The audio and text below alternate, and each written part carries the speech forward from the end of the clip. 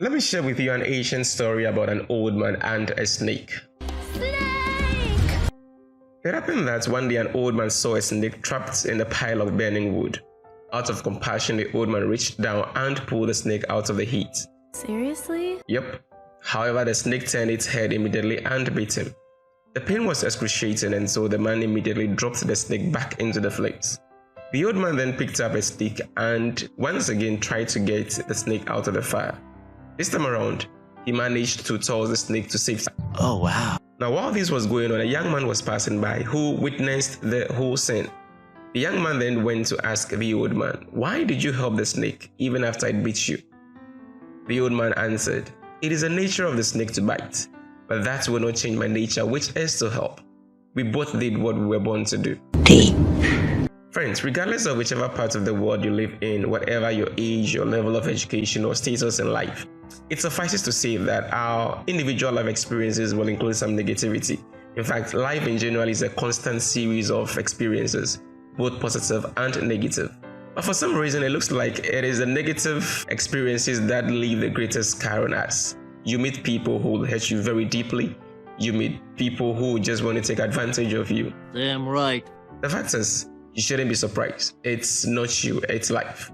People hate, people envy, people lie, people are arrogant, people are greedy, people are selfish, people are violent, people are cruel, people are indifferent, people are cynical, people are dishonest, people are forgetful, people are frivolous, people are hostile, people are corrupt, people are irresponsible, people are judgmental, people are manipulative, people are rude, people are vindictive, people are wicked.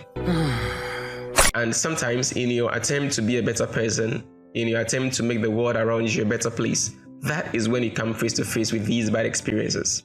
And not so surprisingly, sometimes these negativities come from people who should be your biggest fans, people who are supposed to be in your corner, people who presumably should know better.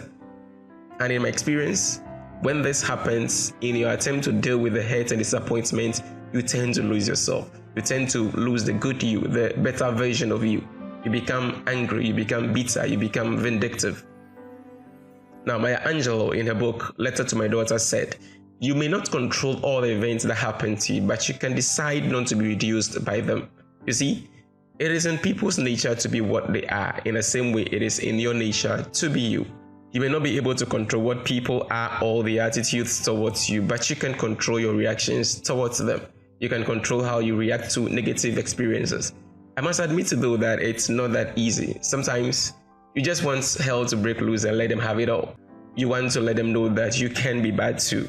I can be very bad. And depending on the kind of negative experience, you may also end up drowning yourself in self-pity and sadness. Now, if you give in to these tendencies, you have lost a great opportunity to be a better version of yourself. Because practically speaking, these negative experiences are actually life-changing moments in disguise. And if you can take advantage of them, you will be gifting yourself the best life ever. In her book, It's Great to Suck at Something, Karen Rinaldi says, "For many of us, our deepest, most joyful stories are from moments when, at a time, we experience an acute form of failure, broken bones, embarrassment, and chagrin. Then, with time, we turn that putatively negative pathway into a hilarious one. It's just what we do, and it works." It works. It works. So, how do we do it? How do we deal with these negative experiences? Continue. First of all, we need to realize that people are what people are. It is what it is. It doesn't really matter whether it is by nature or by nature. If you have it within you to do good, don't withhold it. Be good because that is what you are. The moment you fail to do that because of some negative experience, that is the moment you begin to lose yourself. Secondly, you can write down your experience and how you feel about it and how you would want to react to it. Alternatively, you can talk to someone, a trusted colleague, a friend, or better yet, a professional. You see, this helps to release any pent-up negative emotions that may be boiling within you. And once you're able to get it out, it prevents you from dwelling obsessively on negative.